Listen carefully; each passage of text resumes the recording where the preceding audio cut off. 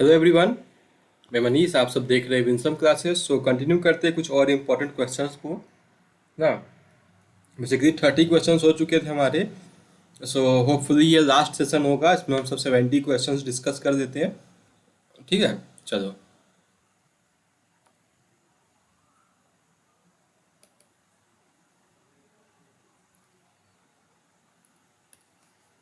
History of gay literature was written by. So guys, history of gay literature किसने लिखा था guys? George woods. अब देखो, exam नज़दीक आ चुका है ना।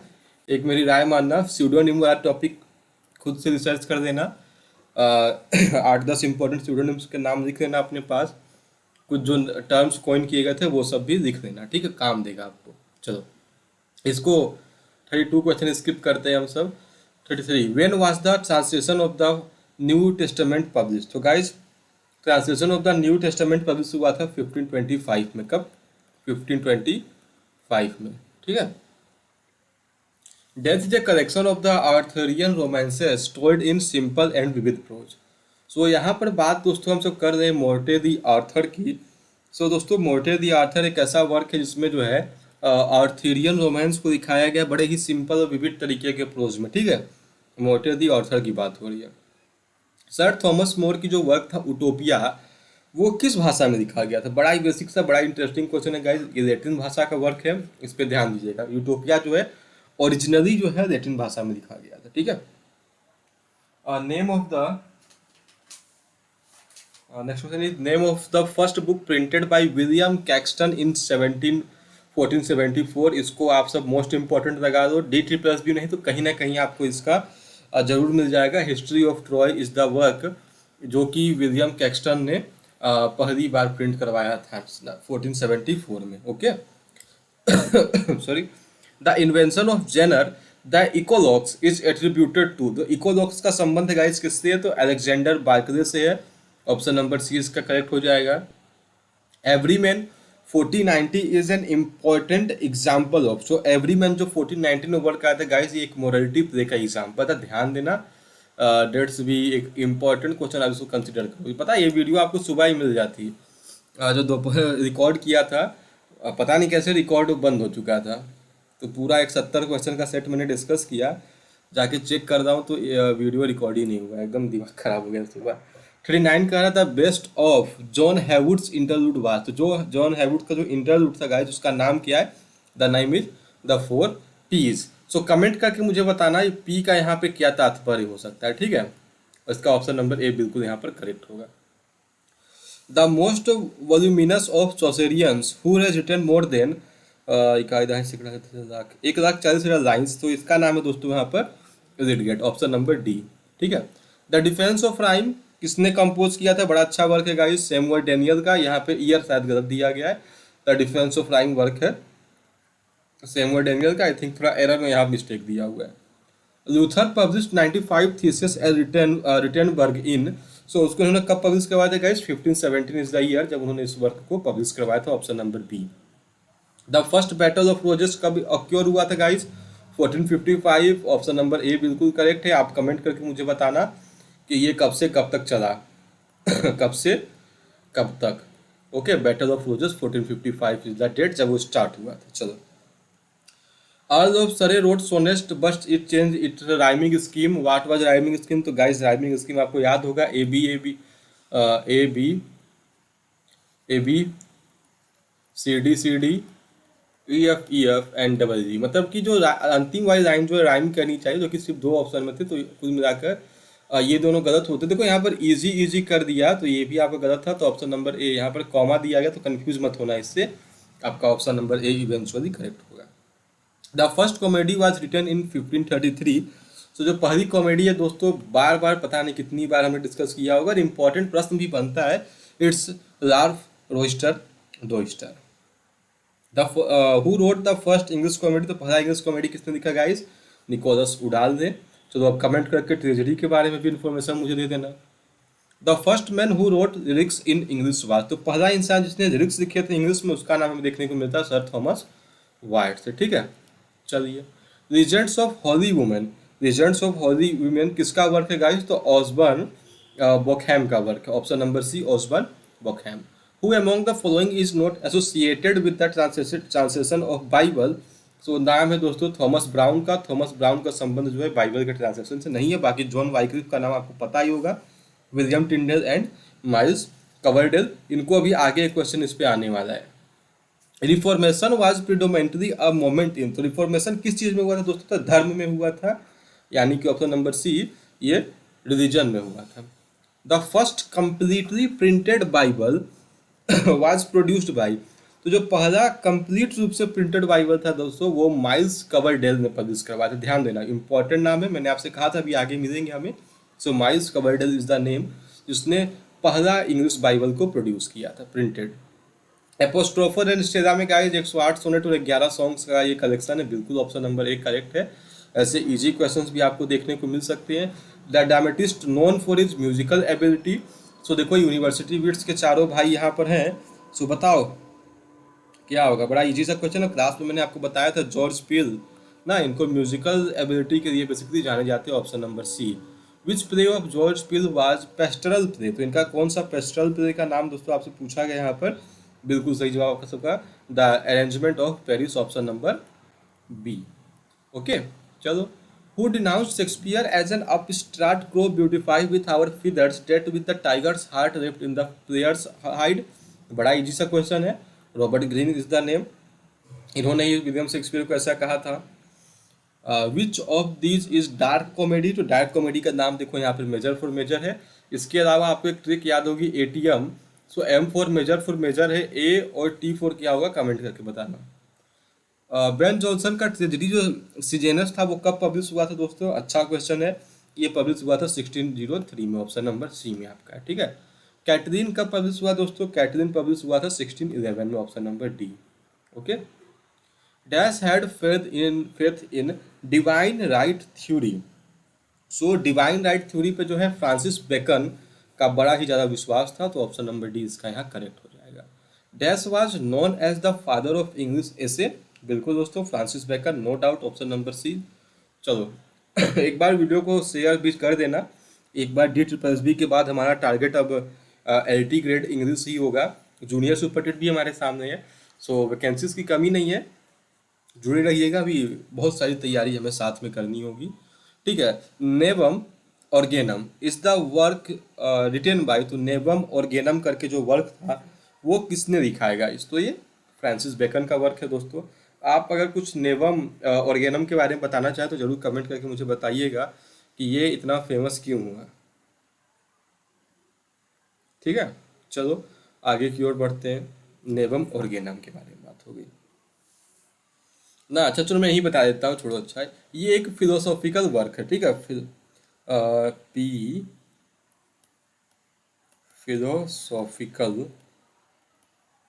वर्क, ठीक है। इसका हिंदी अगर आपसे पूछा जाए तो इसका मतलब होता है न्यू ऑर्गेनॉन या फिर ट्रू डायरेक्शन, कुछ ऐसे वर्क बनता है बस। पैट्रियार्कल सोनेट में गाइस एक ऑक्टेव होता है, एक सेस्टेट होता है, मतलब ऑप्शन नंबर सी आपको करेक्ट हो जाएगा। Dash for which Astrophel and Stella love is the chief element in this. So Astrophel और स्टेला किसका वर्क है? आपसे बेसिकली क्वेश्चन यहाँ पे यही पूछा है, तो बिल्कुल बेसिक कॉस्ट क्वेश्चन है। Philip Sidney is the name. Spenser's Faerie Queene कब आया दोस्तों? 1564 में आएगा ही नहीं, 1619 गलत है, 16 में भी नहीं आया था, ये 1590 में आया था, ठीक है। तो ऑप्शंस को अगर आपको नहीं भी आया तो एलिमिनेट करने की थोड़ी पावर हमें हमारे पास होनी चाहिए। Was the legendary queen of the Amazons engaged to Theseus in a Midsummer Night's Dream, तो थीसिस से किसकी शादी इंगेजमेंट हुआ था बेसिकली? सो अमेजन की क्वीन थी, शुरू में ही हमें दिखाया जाता है उसके बारे में, उसका नाम है Hippolyta. Okay. The tragic comedy among this is, तो ट्रेजिक कॉमेडी दोस्तों सिम्बलिन, नो डाउट, बिल्कुल। बाकी तीनों आपके सामने कॉमेडीज है, Cymbeline is the correct answer. Which of the character of Shakespeare describes thoughtful love, बड़ा अच्छा क्वेश्चन है दोस्तों, मैं इस पर स्टार बनाता हूँ। थॉटफुल लव के बारे में बताते हैं कौन? थॉटफुल लव के बारे में बता दो Celia and Oliver, option number B. Which character of Shakespeare describes love at first sight, love at first sight के बारे में बताते हैं दोस्तों यहाँ पर Orlando and Rosalind, option number A, ठीक है। द ओल्ड वाइफ्स टेल किसके द्वारा लिखा गया दोस्तों? बड़ा अच्छा क्वेश्चन है, जॉर्ज पील के द्वारा। देखो ऑप्शंस पे ध्यान देना, जॉर्ज पील ने इसको लिखा है द ओल्ड वाइफ्स टेल को। टेल देख के ऐसे चौसर आए तो डायरेक्ट उस पर मत पहुंच जाना, थोड़ा इस पर ध्यान देना होगा।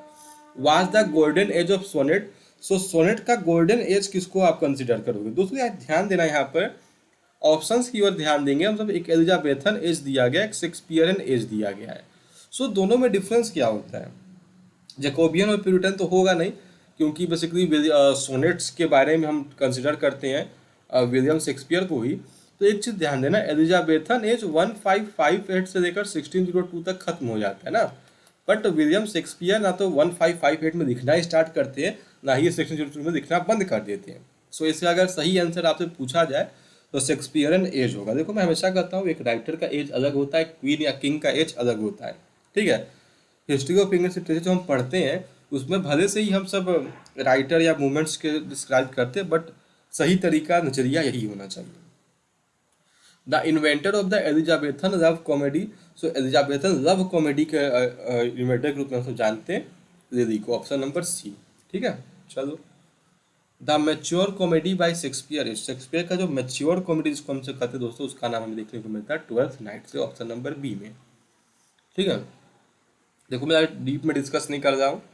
Dash is a sumptuous allegorical entertainment combining poetry, music, dance, scenery and extravagant costume. So देखो बैलेट होता है क्या? नहीं, बैलेट तो भाई लॉन्ग नेटिव पोएम हो जाता है।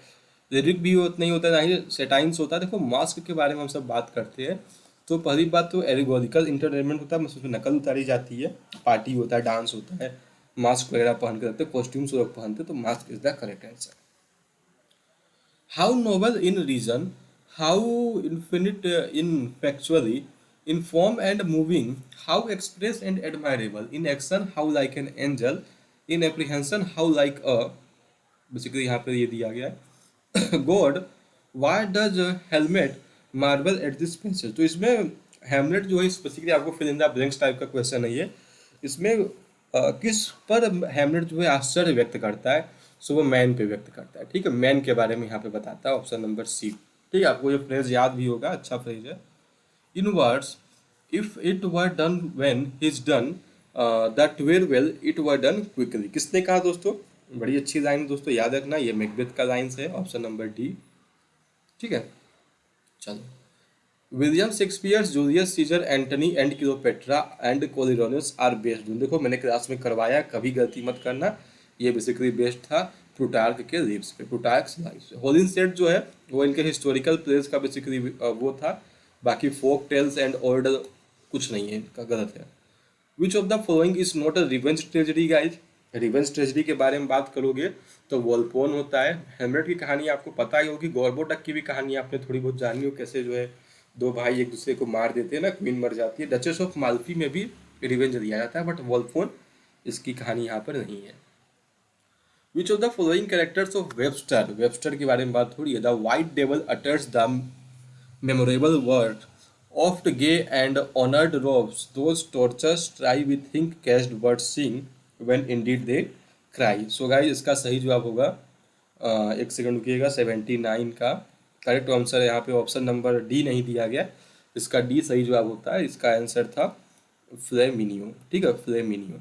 चलो, द अनफॉर्चुनेट ट्रेवलर्स गाइज, अगर आपने मेरी यूनिवर्सिटी विट वाली क्लास नहीं देखी है तो जाके चैनल पे देखो उसको ना। यूनिवर्सिटी विट्स इंपॉर्टेंट टॉपिक है आपके एग्जाम के लिए। इसको कहा है बेसिकली थॉमस नास ने, ऑप्शन नंबर सी, ठीक है। The rhyme scheme of Spenserian sonnet का राइम स्कीम क्या होता है दोस्तों? तो आपको याद होगा A B B C C D and double E. किस ऑप्शन में दोस्तों? तो ऑप्शन नंबर ए में ही है। चलो, थॉमस किट का स्पेनिश ट्रेजेडी किससे इन्फ्लुएंस हुआ था दोस्तों? तो वो सेनिका से इन्फ्लुएंस था, option number A. Hamlet lying wounded says to his friend Horatio, I am dead. This is example of, ये किसका एग्जाम्पल है गाइस? तो ये एग्जाम्पल था प्रोलेप्सिस का, ठीक है, option number C. Shakespeare stanza sonnet has the following rhyme scheme. तो शेक्सपियर स्टेंजा का राइम स्कीम क्या होता है दोस्तों? भाई A B C D E F और डबल जी, ठीक है। सो ऑप्शन नंबर सी आपका इवेंचुअली यहाँ पर करेक्ट हो जाएगा। ध्यान दीजिएगा यहाँ पर ए बी CDCDEFEFGG, चलो ठीक है। Sexual jealousy is a theme in Shakespeare. So sexual jealousy का इस किसका थीम था? सो आपको याद आता होगा ओथेलो ना, किस तरीके से ओथेलो जो है अपनी वाइफ को ही मार देता है, यही सब है। Replace is all King Lear, basically King Lear बहुत अच्छा कोट है, याद रखिएगा, अच्छा क्वेश्चन है। The immediate source of Christopher Marlowe's, doctor Faustus.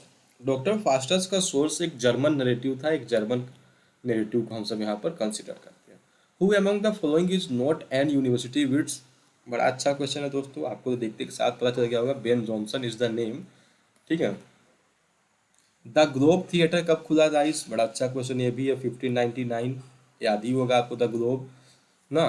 Which of the following is a major Jacobean play, जिनमें से जैकबियन प्ले के बारे में बात करते हैं दोस्तों, मेजर जैकबियन प्ले के बारे में बात हो रही है, so it's will be the duchess of Malfi. तो डचेस ऑफ माल्फी किसका वर्क है, ये भी बता दो अच्छे से। Who is responsible for the Puritan spirit and finds is noblest expression, guys John Milton, Puritan के बारे में बात हो रही है, आंख बंद करके आप जॉन मिल्टन पर भरोसा कर सकते हैं।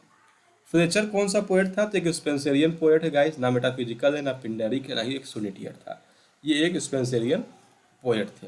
Who spoke face to face with God for the first time in English poetry. So guys English poetry में George Herbert is the name, जिसको हम सब कंसिडर करते हैं कि उसने भगवान से जो है डायरेक्ट बातें की थी ना, उनके वर्क्स के according. Which is like an excursion into the English fields at sunrise. तो यहाँ बात हो रही है दोस्तों ला एलिग्रो के बारे में, ऑप्शन नंबर बी।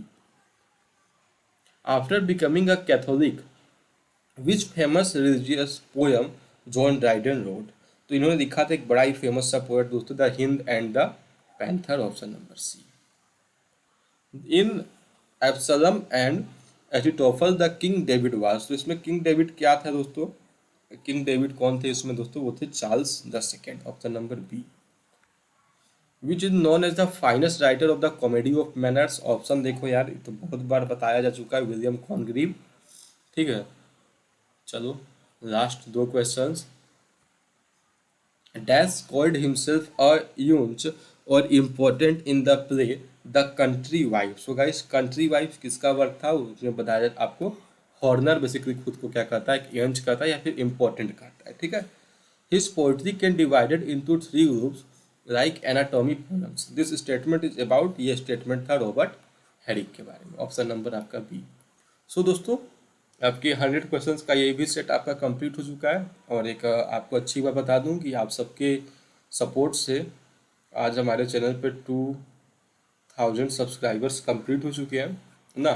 सो ऐसे ही जुड़े रहिएगा और भी अपने दोस्तों के साथ ज़रूर शेयर करिएगा, ताकि हम ऐसे ही आगे बढ़ते रहें, और आगे बढ़ते रहें इन द सेंस कि थोड़ा मोटिवेशन मिलते रहने पे। ऐसे ही देखो मैंने आपसे कहा था ना, ये वाली सीरीज तभी चल पाती जब आपका सपोर्ट मिलता। हर वीडियो पे 100+ व्यूज़ आपने प्रोवाइड करवाया, तो देखो ये सीरीज कितनी अच्छी से चली, करीब हमने 500 के क्वेश्चंस के आसपास ज़रूर डिस्कस किया होगा, इतना तो मुझे ज़रूर विश्वास होगा, ठीक है। सो ऐसे ही अपना सपोर्ट बनाए रखिए, और हम सब आगे भी खूब ऐसे ही इंपॉर्टेंट चीज़ों को डिस्कस करते चलेंगे, ठीक है। थैंक यू एवरीवन, जय हिंद जय भारत।